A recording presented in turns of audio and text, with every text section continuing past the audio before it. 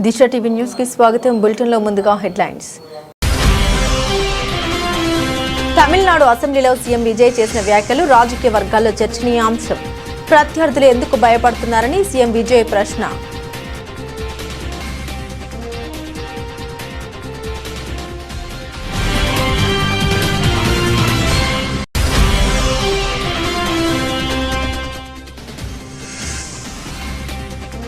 ఢిల్లీలో జరిగిన Indian express ఇంటర్వ్యూలో మంత్రి నారా లోకేష్ ఆసక్తికర వ్యాఖ్యలు. రాజకీయాల్లో ఎదురయ్యే విమర్శలను, ట్రోల్స్ ను సానుకూలంగా తీసుకుంటామని స్పష్టం.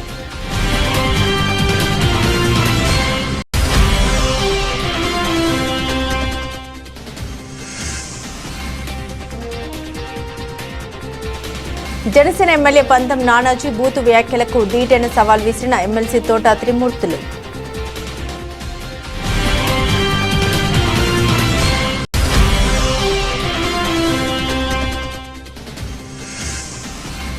భూపాల్పల్లిలో మోటార్ వెహికల్ ఇన్స్పెక్టర్ వెంకన్న మృతి బాధాకరం. ప్రిన్సిపల్ సెక్రటరీతో విచారణకు ఆదేశించాం మంత్రి పొన్నం.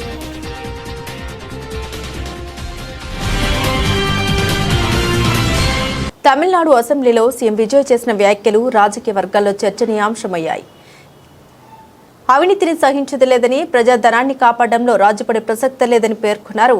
తమ పాలన ప్రజల ఆశీస్సులతోనే జరుగుతుందని, ప్రత్యర్థులు ఎందుకు భయపడుతున్నారని సీఎం విజయ్ ప్రశ్నించారు. ஒவ்வொரு ஊழலா வெளியில வரும் போலே ஒவ்வொரு வேஷமா கலைஞ்சிரும் போலே இங்க இருக்கிற நிறைய பேரு நடுங்கி போய் இதுல நம்ம மேல அவதூறு வேற. இப்ப புதுசா ஒரு வெப்பன் ஒண்ணு கொண்டு வந்திருக்காங்க. அது என்ன தெரியுமா? அவங்க தயவால தான் நம்ம ஆட்சி நடக்குதான். மக்கள் தயவால இந்த ஆட்சி நடந்துகிட்டு இருக்கு. மனசாட்சி உள்ள சக்திகளோட ஆதரவால இந்த ஆட்சி நடந்துகிட்டு இருக்கு. நாங்க தான் அனுப்பி வச்சோம் அப்படின்றாங்களே. அனுப்பி வச்சவங்களுக்கு மினிஸ்ட்ரியில இடம் கொடுத்தா ஏன் கதறீங்க? భారతదేశ ఐక్యత, అఖండత కోసం మహానీసులు శ్రమించి కాశ్మీర్ పూర్తి విలీనం కోసం తన ప్రాణాన్ని సైతం అర్పించిన మహోన్నత దేశభక్తుడు, భారతీయ జనసంఘ్ స్థాపకులు డాక్టర్ శ్యామా ప్రసాద్ ముఖర్జీ గారి వర్ధంతి సందర్భంగా వారికి రఘునందన్ రావు నివాళులర్పించారు. ఈ యొక్క శ్యామా ప్రసాద్ ముఖర్జీ భవనం, ఈ బిల్డింగ్ పేరే శ్యామా ప్రసాద్ ముఖర్జీ పెట్టడం జరిగింది. ఆ రోజు అద్వానీ గారు ఈ ఒక బిల్డింగ్ ఒక ప్రారంభోత్సవం వచ్చినప్పుడు దీని పేరు ఏం పెట్టాలి అంటే, హైదరాబాద్ కూడా ఆ రోజుల్లో హైదరాబాద్ స్టేట్ నిజాము ఒక నిరంకుశ పాలనతో బాధపడినటువంటి ఒక ప్రదేశం ఇదొకటి. కాశ్మీర్లో కూడా ఇది అదేవిధంగా కాశ్మీర్లో అక్కడ ఉన్నటువంటి పరిస్థితులు, అక్కడ ప్రజలు మొత్తం కూడా బాధపడుతూ ఉండేవారు. అయితే అక్కడ హిందూ రాజు, ఇక్కడ ముస్లిం రాజు అయినప్పటికీ కూడా ఈ రెండు ప్రాంతాన్ని కూడా భారతదేశంలో కలిపే ప్రయత్నం సర్దార్ వల్లభాయ్ పటేల్ గారు చేశారు. దాని యొక్క మూల ఆలోచన కారణమే శ్యామా ప్రసాద్ ముఖర్జీ గారు. ఈరోజు వెస్ట్ బెంగాల్లో కూడా ఒక బెంగాల్ మనకు మిగిలింది అని అంటే శ్యామా ప్రసాద్ ముఖర్జీ గారు లేకుంటే మొత్తం బెంగాల్ బంగ్లాదేశ్లో కలిసేది. ఆ రోజుల్లో బెంగాల్, ఇప్పుడున్న వెస్ట్ బెంగాల్లో బంగ్లాదేశ్ నుంచి వచ్చినటువంటి హిందువులందరినీ కూడా అక్కడ వారిని ఊతకోత కోస్తూ ఉంటే, వారిని అక్కడ ఉండనీయకుండా చేస్తూ ఉంటే వారందరూ కూడా వచ్చి ఇక్కడ ఈ ప్రాంతం వచ్చారు. శ్యామా ప్రసాద్ ముఖర్జీ గారు ఆ బెంగాల్ పార్టీషన్ ఆపి ఈ యొక్క వెస్ట్ బెంగాల్ ఈరోజు మనకు మిగిలినటువంటి పరిస్థితి ఉన్నది. వారి త్యాగాలు దేశం కోసం చేశారు. కాబట్టి ఈరోజు భారతీయ జనతా పార్టీ కార్యకర్తలు నేషన్ ఫస్ట్ ఏదైతే మనం మాట్లాడుతూ ఉన్నామో ఆ నేషన్ ఫస్ట్ అనేటటువంటి ఆలోచన శ్యామా ప్రసాద్ ముఖర్జీ గారితో వచ్చారు. ఒక విద్యావేత్తగా 33 సంవత్సరాలనే కలకత్తా అయినటువంటి వైస్ ఛాన్సలర్, ఒక ఫైనాన్స్ మినిస్టర్గా వారికి ఉన్న ఆలోచనలు వికసిత భారత్ అనేటటువంటి బీజము అక్కడి నుంచి వికాసం కావాలని చెప్పేసుకున్నాం. ఒక అకాడమిషియన్గా ఒక రాజకీయాల్లో వచ్చి ఎమ్మెల్సీగా ఉండి బెంగాల్లో, తర్వాత సెంట్రల్లో మినిస్టర్గా ఉండి అనేకమైనటువంటి అభివృద్ధి కార్యక్రమాలు ఒక విజన్తో ఆ రోజు కాంగ్రెస్ పార్టీ ఇంటరిమ్ గవర్నమెంట్లో ఉన్నప్పుడు వారు ఈ దేశంలో అపీస్మెంట్ పాలసీ చూసి ఇట్లా లాభం లేదు, ఈ భారతదేశంలో జాతీయ భావంతో ఒక రాజకీయ పార్టీ ఉండాలి అనేటువంటి 1951లో జనసంఘ్ స్థాపించి ఆ రోజు భారతీయ జనసంఘ స్థాపకుడు అదే భారతీయ జనసంఘం రానున్న రోజుల్లో భారతీయ జనతా పార్టీగా మారింది. ఆ రోజు శ్యామాప్రసాద్ ముఖర్జీ గారు జన్మించినటువంటి ప్రదేశం, అక్కడ ఉన్నటువంటి ఒక ప్రజల్ని మభ్యపెట్టి కాంగ్రెస్ పార్టీ కొన్ని సంవత్సరాలు, కమ్యూనిస్ట్ పార్టీ కొన్ని సంవత్సరాలు, టీఎంసీ కూడా కొన్ని సంవత్సరాలు పరిపాలించి అక్కడ ఉన్న ప్రజలకు అభివృద్ధి నుంచి దూరం పెట్టారు. ఈరోజు శ్యామాప్రసాద్ ముఖర్జీ గారికి వారు జన్మించిన ప్రదేశంలో బెంగాల్ ప్రజలు సరైన నివాళిచ్చారు. భారతీయ జనతా పార్టీని గెలిపించి అనేది ఈరోజు నేను భావిస్తూ ఉన్నాను.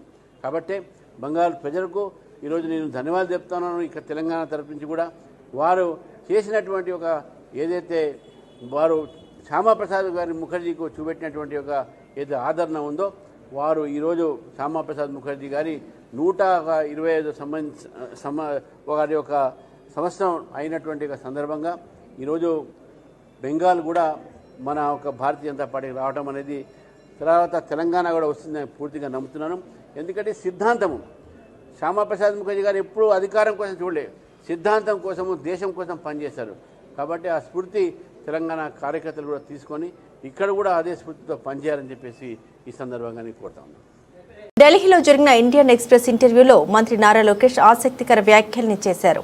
రాహుల్ గాంధీ తర్వాత అత్యధికంగా ట్రోల్ అయ్యే వ్యక్తిని తానేనని పేర్కొన్నారు. రాహుల్ పాదయాత్రను చూసి స్ఫూర్తి పొందామని, అయితే ఆ అనుభవాల్ని మర్చిపోకుండా తాను పుస్తక రూపంలోకి తీసుకొచ్చామని లోకేష్ వెల్లడించారు. రాజకీయాల్లో ఎదురయ్యే విమర్శల్ని, ట్రోల్స్ను తాను సానుకూలంగా తీసుకుంటామని ఆయన స్పష్టం చేశారు.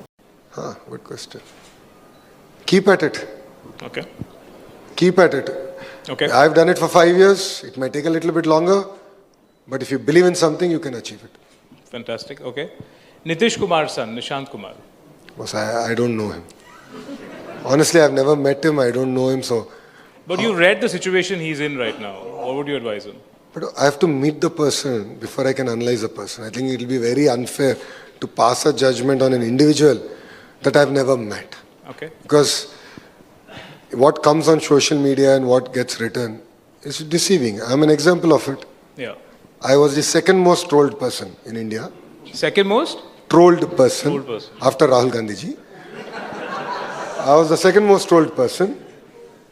A lot of people misunderstood me. My own voters misunderstood me. But 5 years later, things are very different. So I think it's very unfair to pass a judgment on a person who I've never met. Have you met Rahul Gandhi? No. Any advice for him? Any lesson you learned from him? Well, everyone's laughing in the audience. See, one thing I appreciate is that he walked. As doing a Padayatra, I know the kind of impact it has on a politician. My advice, well, he's a national party, I'm a regional party, and he's good 10 years older than I am or more, if I'm right, is that your learnings have to be imbibed. You can't just walk and forget. So because that's what I learned. So, I shared. I go back to my Padayatra book. Whenever I'm conflicted, I reflect. There's great lessons in your Padayatra. So never forget that. Kamareddy జిల్లా ఎల్లారెడ్డిలో రైతుల నిరసన కార్యక్రమం ఉంది. Urea app రద్దు చేయాలని రైతులు నిరసనకు పిలుపునిచ్చారు. ఈ కార్యక్రమానికి మద్దతుగా నిరసనలో పాల్గొనేందుకు వెళ్తున్న కానీ ఉదయాన్నే పోలీసులు హౌస్ అరెస్టు చేశారు. ఎక్కడో కామారెడ్డిలో నిరసన జరిగితే హైదరాబాద్ లో మమ్మల్ని అరెస్టు చేస్తున్నారు. ఇంత భయం ఎందుకు? రేవంత్ రెడ్డి అని వేముల ప్రశాంత్ రెడ్డి మండిపడ్డారు. ఈరోజు కామారెడ్డి జిల్లాలో ఎల్లారెడ్డి నియోజకవర్గంలోని తాడ్వాయి మండలంలో రైతులు యూరియా యాప్ వల్ల ఇబ్బందులు పడుతున్నామని, యూరియా సరిగ్గా దొరకట్లేదనే బాధతో ఒక నిరసన కార్యక్రమం చేపట్టి దానికి మరి మీరు రావాలి అని చెప్పి మమ్మల్ని పిలవడం జరిగింది.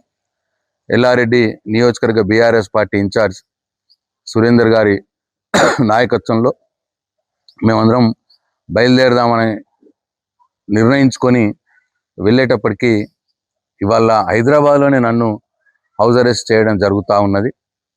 ఇది చాలా దుర్మార్గం. ముఖ్యమంత్రి రేవంత్ రెడ్డి గారు మరి ఇటువంటి నియంతృత్వ పాలనతోటి ఆయనకు వచ్చేదేమీ ఉండదు. ఇవాళ మమ్మల్ని అరెస్ట్ చేసి మా గొంతు నొక్కే బదులు అక్కడ యూరియా యాప్ ఏదైతే ఇబ్బందులు ఉన్నాయో దాన్ని రద్దు చేసి యూరియాని విరివిరిగా ఎట్లయితే కేసీఆర్ గారు ప్రభుత్వంలో ఉన్నప్పుడు రైతులు ఎట్లయితే ఆటో ఆయనకు పైసలు ఇచ్చి పంపిస్తే ఆయన సంచులు తీసుకొని బాయి కాడ పొలం కాడ వేసొచ్చే పరిస్థితి ఉండేనో అట్లా విరివిగా అందుబాటులో ఉంచితే అది మంచిది రేవంత్ రెడ్డి.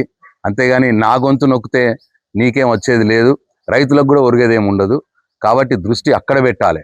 నీ దృష్టి ఉద్దస్తమానము హైదరాబాద్లో భూములు ఎక్కడున్నాయి, ఏ భూములు ఎట్లా ఏం చేయాలి, ఇది తప్పిస్తే రైతులు బాధపడతా ఉన్నారు. నిన్న మొన్న దాకా ఈ వడ్ల కొనుగోలు కోసం కూడా 7 చెరువుల నీళ్ళు దాయిపించినావు నువ్వు రైతుల్ని. ఇవాళ యూరియాకి ఇబ్బంది జరుగుతున్నది అని అంటే రైతులు ప్రభుత్వ దృష్టికి తీసుకురావటానికి వాళ్ళు నిరసన కార్యక్రమం చేపడతామంటే వాళ్ళ ఎల్లారెడ్డి నియోజకవర్గంలో దాదాపు 300 మంది బీఆర్ఎస్ పార్టీ కార్యకర్తల్ని ఇవాళ అరెస్ట్ చేసి పెట్టినారు పొద్దున్నుంచి. అక్కడ మా నియోజకవర్గ ఇన్ఛార్జ్ సురేందర్ గారు, అక్కడ తాడ్వాయి మండల కేంద్రంలో మా DCMS డైరెక్టర్ కపిల్ రెడ్డి గారు వాళ్ళని అరెస్ట్ చేయాలని చూస్తూ ఉన్నారు. అయినా సరే రైతులు రోడ్ల మీదకి వస్తే రైతులను కూడా తీసుకొని వాళ్ళ అరెస్ట్ చేస్తూ ఉన్నారు. కామారెడ్డి పట్టణంలో కూడా బీఆర్ఎస్ పార్టీ నాయకుల్ని అరెస్ట్ చేయడం జరుగుతూ ఉన్నది. అట్లా జిల్లాలో ఎక్కడికక్కడ బాన్స్వాడలో కూడా ఇవాళ బీఆర్ఎస్ పార్టీ కార్యకర్తల్ని అదుపులోకి తీసుకోవడం జరుగుతూ ఉన్నది. జనసేన ఎమ్మెల్యే బూత్ వ్యాఖ్యలకు దీటైన సవాల్ విసిన ఎమ్మెల్సీ తోట త్రిమూర్తులు, నీవు రాజీనామా చేయి, నేను ఎమ్మెల్సీగా రాజీనామా చేసి ఇండిపెండెంట్గా కాకినాడ రూరల్లో ఎన్నికలు నిలబడదాం, నీవు గెలిస్తే నేను రాజకీయాలకు శాశ్వతంగా దూరంగా ఉంటా అంటూ సవాల్ విసిన తోట త్రిమూర్తులు 3 పార్టీలతో పొత్తులు భాగంగా గెలిచింది ఒకసారి తమ అధినేతకు బూతులు మాట్లాడితే ఇష్టం అయి జగన్పై ఇష్టం వచ్చినట్లు మాట్లాడిన పంతం నానజీ తాజా సవాల్ స్వీకరిస్తారా లేక మరో బూత్ వీడియోతో మీడియా ముందుకు వస్తారా అనేది తెలియాల్సి ఉంది. జగన్మోహన్ రెడ్డి అక్కడ నుంచి వచ్చి రావాలని అన్నారు కదా, నేను ఇవాళ చెప్తున్నాను మీ అందరి సాక్షిగాని, ఒక్క మాట కూడా మళ్ళీ దీంట్లో నుంచి వెనక్కి ఒక అంగుళం కూడా నేను ఎమ్మెల్సీ పదవికి రాజీనామా చేసి కాకినాడ రూరల్ నియోజకవర్గం నుంచి ఇండిపెండెంట్గా పోటీ చేస్తాను. అతన్ని ఎమ్మెల్యే పదవికి రాజీనామా చేసి రమ్మని పోటీ చేద్దాం. నేను దాన్ని కట్టుబడి ఉన్నాను. నేను ఓడిపోతే జీవితంలో మళ్ళీ రాజకీయాల్లో ఉండను. ఎక్కడో జగన్మోహన్ రెడ్డి గారు ఇక్కడ రాకూడదు, నేను ఇక్కడ ఉన్నాను, ఈ జిల్లా వాసిని, ఇక్కడికి వస్తాను, ఇండిపెండెంట్గా పోటీ చేస్తాను. నువ్వు ఎమ్మెల్యే పదవికి రాజీనామా చేసి పోటీ చేయి, నేను ఎమ్మెల్సీకి రాజీనామా చేసి పోటీ చేస్తాను. చాలా సందర్భాలుగా రాజకీయ నాయకులు సవాల్ తీసుకుంటారు. ఎటువంటి సవాల్ కాదు, దీనికి నిలబడి ఉంటాను, కట్టుబడి ఉంటాను అనేటువంటి మీ సాక్షిగా చెప్తున్నాను. నేను భూపాలపల్లిలో మోటార్ వెహికల్ ఇన్స్పెక్టర్ వెంకన్న మృతి బాధాకరం. వెంకన్న ఇటీవల జగిత్యాల నుండి భూపాలపల్లికి బదిలీ అయి వచ్చారు. ఆయన స్వగ్రామం మహబూబాబాద్ దగ్గర మరిపడ బంగ్లా నిబంధన ఉల్లంఘించిన హార్వెస్టర్ రవాణా శాఖ కార్యాలయానికి తీసుకొస్తున్న సమయంలో అటు నుండి వస్తున్న టిప్పర్ ఢీ కొట్టింది. వెంకన్న మృతి చెందారు. రవాణా శాఖలో ఎన్ఫోర్స్మెంట్ పెంచాం, నిబంధన ఉల్లంఘిస్తున్న వాహనాలపై చర్యలు తీసుకోవాలని ఆదేశించాం. వెంకన్న మృతిపై నేను జిల్లా కలెక్టర్ ఎస్పీతో మాట్లాడాం, ప్రిన్సిపల్ సెక్రటరీతో విచారణకు ఆదేశించామని మంత్రి పొన్నమన్నారు. జరిగిన సంఘటనలు విచారణ చేస్తాం.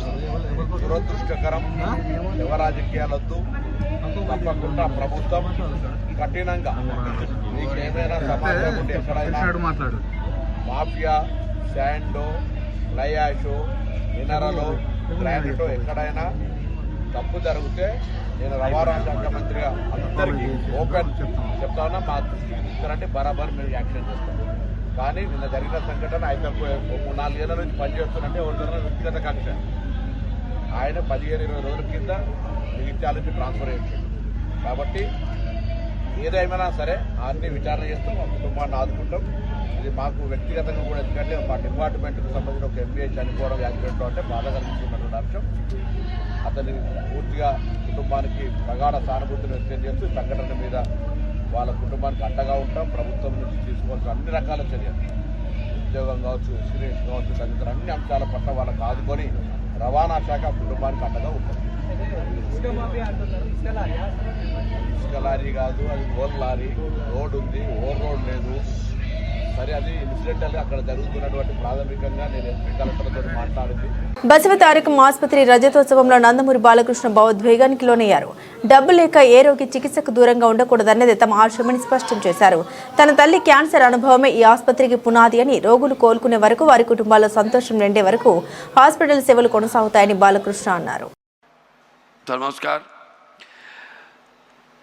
Tonight I stand before you not as an actor, not as a public representative, but as a son.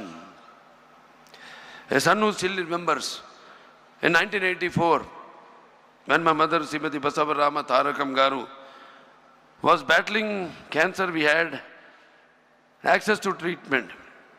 But what we witnessed around us stayed with us far more deeply than our own struggle. People were not just fighting disease, they were fighting circumstances. Families were not only worried about survival, but they were worried about affordability. In the midst of her own pain, my mother asked a simple yet powerful question. If we can fight this because we have the means, what happens to those who don't? That was a humble question from a noble heart. And the question became our responsibility. My father, Shri Nandamuri Taraka Ramarao Garu, transformed responsibility into a mission. In 1989, he laid the foundation for this institution with an unwavering belief that no life should be lost because treatment was out of reach. Those early years were not easy. This institution was not built in comfort. It was built with commitment, with conviction, with purpose. With deep respect, I remember Dr. Kodala Shivaprasad Garu, who was the founder chairman of Basavataruk Indo-American Cancer Hospital and Research Institute, and Dr. Tulsi Parvati Polavarapu Garu, and Sri Kakatiya Venkateshwarlu Garu, who stood by this vision when it needed the most strength. I also remember with gratitude all our former chairman, trustees. Future సిటీలోని నానక్ నగర్కు చెందిన రైతు చొల్ల లక్ష్మారెడ్డి రైతు ప్రభుత్వాన్ని ఏర్పాటు చేస్తామని చెప్పుకుంటూ రాజ్యాంగం ముందు గొప్పగా ప్రదర్శించుకుంటున్న కాంగ్రెస్ నాయకుడు రాహుల్ గాంధీని ప్రశ్నించారు.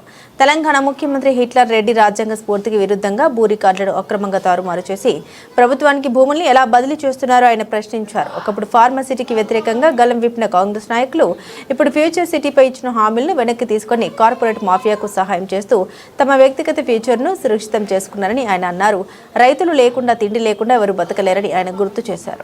ముఖ్యంగా ఈరోజు మా 4 గ్రామాల తరఫున భూబాధితుల తరఫున పోరాటానికి మాకు అండగా ఉండడానికి వచ్చిన ప్రియాంక మేడం గారికి ప్రత్యేకంగా ధన్యవాదాలు తెలియజేస్తూ, మేము గత ప్రభుత్వం బీఆర్ఎస్ ప్రభుత్వంలో ఉన్నప్పుడు ఆ రోజు జరిగిన భూసేకరణ ఏంటి అంటే ఫార్మాసిటీ కోసం ఓన్లీ ఒక 6,500 ఎకరాలే అవసరం పడుతుంది అంటని చెప్పారు.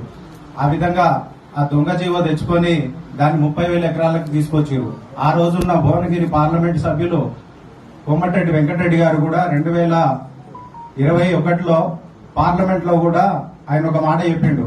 ఇక్కడ ఫార్మా కంపెనీలు ఒక 20-30 కంపెనీలు తీసుకొచ్చి 4 ఊర్లలో పచ్చని పొలాలలో ఈ ఫార్మా కంపెనీలు పెడితే అక్కడున్న జనజీవనం, అక్కడున్న పంటలు ఇలాంటివన్నీ పొల్యూషన్ గురై చాలా అవస్థలకు గురవుతారంటని చెప్పి ఆ రోజు పార్లమెంట్ లో ఎంపీ కోమటిరెడ్డి గారు కూడా 3-4 దఫాలుగా పార్లమెంట్ లో మాట్లాడడం జరిగింది. అది మన మోడీ గారి వద్ద కూడా చేరింది. కానీ ఆ మధ్యన గవర్నమెంట్ చేంజ్ అయింది. కాంగ్రెస్ ప్రభుత్వం వచ్చే ముందు కూడా మాకేం చెప్పారు, ఫార్మాసిటీ రద్దు అవుతుంది, రద్దు చేస్తున్నాము, మీకు మేనిఫెస్టోలో కూడా పెడుతున్నాము, ఏదైతే భూమి సేకరించింది ఏదైతే ఉందో అది అలాగే ఉంటది, భూమి సేకరించకుండా 2,500 ఎకరాలు ఏదైతే భూమి ఉందో కోర్టు పరిధిలో ఉన్నది, ఆ భూమి ఎట్టి పరిస్థితుల్లో మేము తీసుకోము, రేపు ఇక్కడ మీ రైతులకు మేము అండగా ఉంటామంట అని చెప్పి ఆ రోజు కోమటిరెడ్డి వెంకటరెడ్డి గారు గాని, సీతక్క గాని, బట్టి గాని, మల్లెడ్డి రంగారెడ్డి, కోదండరెడ్డి గారు వీళ్ళందరూ మా పొలాలలో వచ్చి ప్రతి పొలానికి ప్రతి రైతు దగ్గరకు వచ్చి వాళ్ళు స్వచ్ఛందంగా వచ్చి మాతో పాటు తిరిగి మాతో మాట్లాడారు.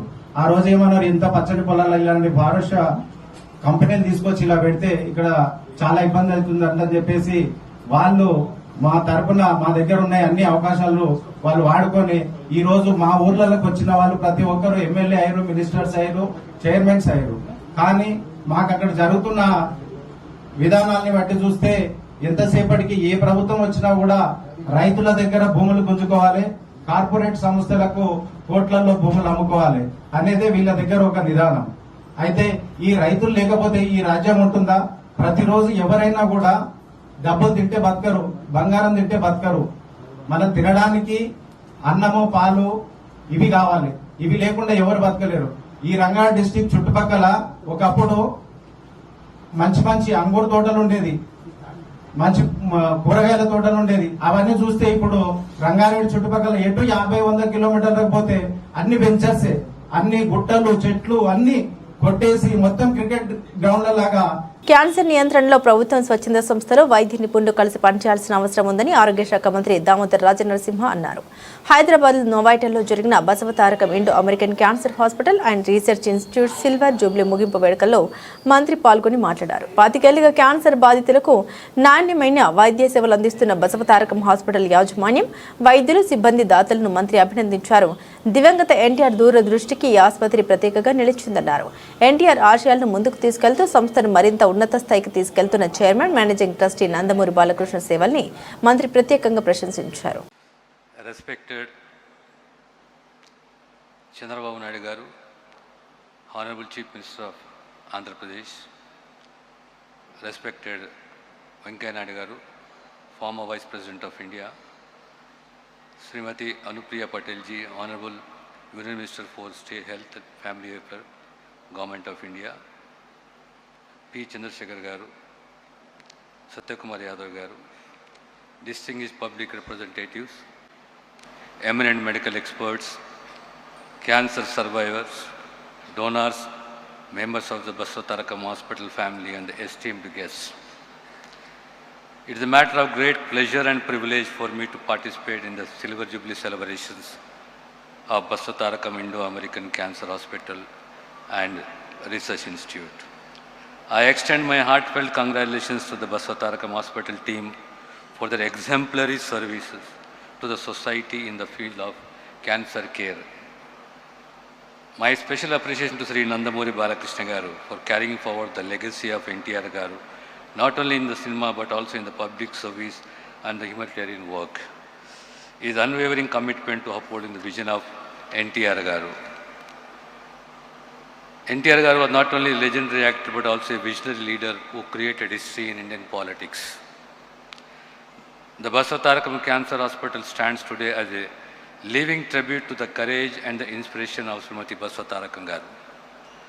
This hospital is a lasting testament to the foresight, compassion and vision of Sri N.T. Ramarao garu. For 25 years, this institution has been providing hope, healing and support to lakhs of cancer patients. A distinguished journey of service. Basavatarakam Cancer Hospital has emerged as a beacon of hope and a symbol of trust for cancer patients, providing quality cancer care to lakhs of patients, whether they are inpatient or the outpatient, by offering world-class treatment at an affordable cost. Cancer is one of the most significant non-communicable diseases confronting our society today.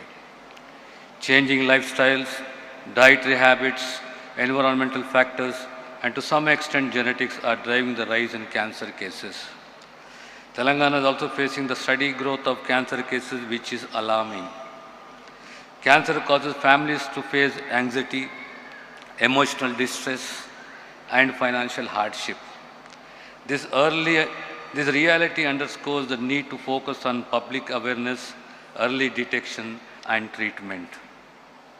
ఇటీవల రాష్ట్రంలో వైఎస్ఆర్ కాంగ్రెస్ పార్టీకి చెందిన కొందరు కాపు నాయకులు జనసేన అధినేత పవన్ కళ్యాణ్ గారిపై చేస్తున్న విమర్శలు కేవలం రాజకీయ దిగజారుడుతనానికి పరాకాష్ట. ఈ కూటమి సాధిస్తున్న ప్రజాదరణ తట్టుకోలేక ఎలాగైనా దెబ్బతీయాలని ఒకే ఒక లక్ష్యంతో వైసీపీ కులాల మధ్య చిచ్చు పెట్టడానికి కుట్రలు చేస్తుంది. కుల రాజకీయాలతో పబ్బం గడుపుకోవాలని చూస్తున్న వైసీపీ నైజాన్ని ప్రజలందరూ గమనిస్తున్నారు. సమాజాన్ని విడదీసి రాజకీయ లబ్ధి పొందాలని చూస్తున్న ఇలాంటి విచ్ఛిన్నకర శక్తుల పట్ల ప్రజలంతా తస్మాత్ జాగ్రత్తగా ఉండాలి. పదవులు పోయినంటే తాడు తీసినట్టే కదా. మీరు కూరలు పీకిన పాముల్లా ఇంట్లో కూర్చున్నారంటే తాడు తీర్థం కదా. తాడు తీర్థం అంటే వచ్చి చర్మం పీకమని కాదు, అధికారం లేకుండా చేస్తానని చెప్పారు. అది చేశారు కదా. 150 సీట్లు 11 సీట్లు తీసుకొచ్చాం కదా. ఇంకెందుకంటే మీ బతుకులు మళ్ళీ అడుగుతాకేంటి? మీకు సిగ్గు లేకుండా రోడ్డెక్కి మాట్లాడుతున్నారు మీరు మళ్ళీనే. తాట తీర్థం అంటే బ్లేడ్లు అయి పట్టుకుని బ్లేడ్ బ్యాచీలాగా కోసారు. మీకు మళ్ళీ బొట్టలెట్టుకొచ్చి నరికారు. అధికారం నుంచి తప్పించడం తాట తీయడం కదా. మీరు ఎలా ఉన్నారంటే ఇప్పుడు అంటే బాగోదని బయటకు వచ్చి మాట్లాడుతున్నారు తప్ప మీలో ఎక్కడక్కడ జేవకళ్ళు. మీకు రాజకీయం ఉంటే దర్పం, మీ అధికారం అంతా మేము చూసాం. మాట్లాడితే బూతులు తిడతాం, మాట్లాడితే ఎవరినైనా సింగులర్లో మాట్లాడతాం. మీ జబ్బు పోదు, ఇంకా పోలేదు. ఎవడు జైలుకి వెళ్తాడు, ఎమ్మెల్యే అయిపోతాడు అనుకుంటున్నాడు తప్ప ఈ చేసే తప్పులు ప్రజలు తెలుస్తాయని ఎవడు అనుకుంటలేదు. అలా అయితే ప్రతి ఓడు జైలుకి వెళ్ళి వచ్చేస్తారు. ఒకసారి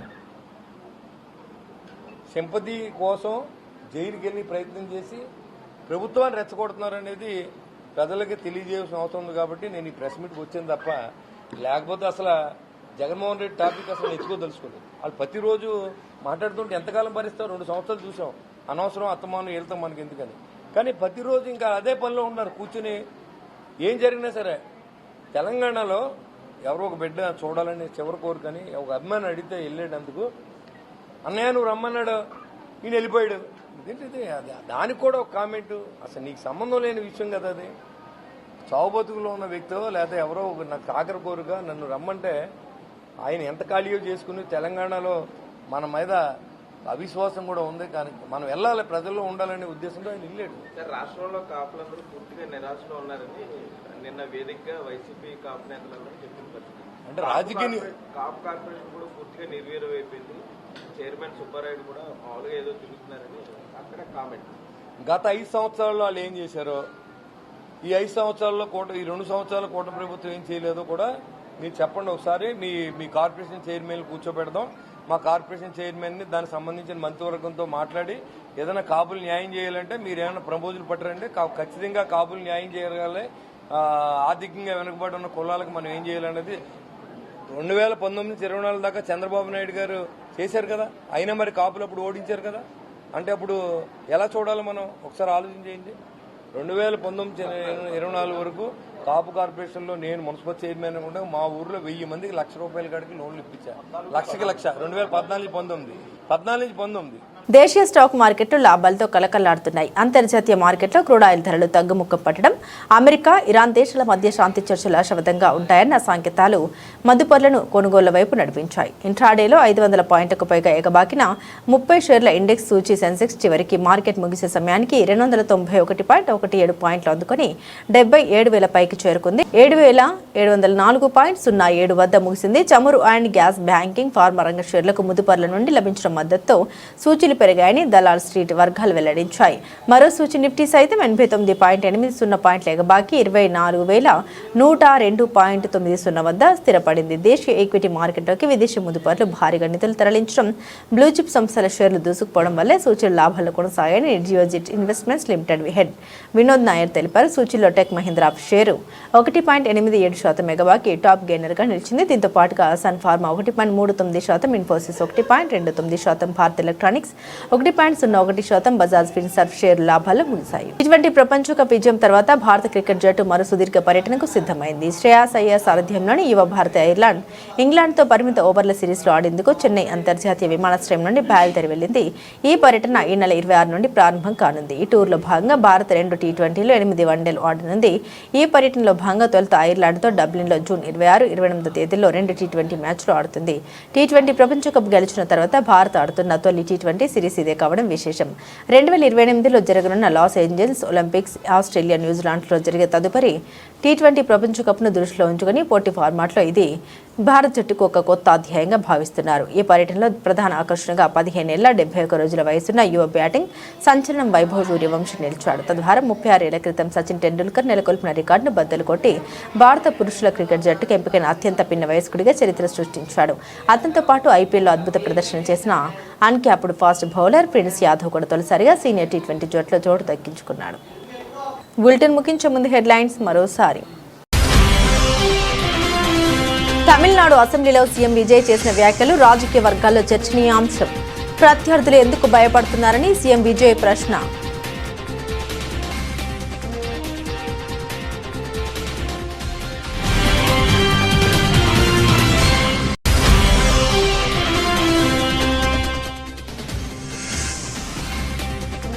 ఢిల్లీలో జరిగిన ఇండియన్ ఎక్స్ప్రెస్ ఇంటర్వ్యూలో మంత్రి నారా లోకేష్ ఆసక్తికర వ్యాఖ్యలు. రాజకీయాల్లో ఎదురయ్యే విమర్శలను, ట్రోల్స్ ను సానుకూలంగా తీసుకుంటామని స్పష్టం.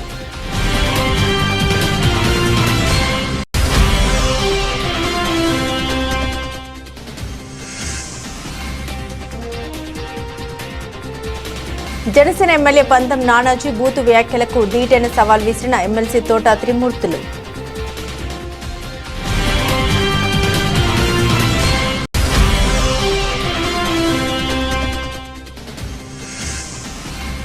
భూపాల్పల్లిలో మోటార్ వెహికల్ ఇన్స్పెక్టర్ వెంకన్న మృతి బాధాకరం. ప్రిన్సిపల్ సెక్రటరీతో విచారణకు ఆదేశించాం మంత్రి పొన్నం.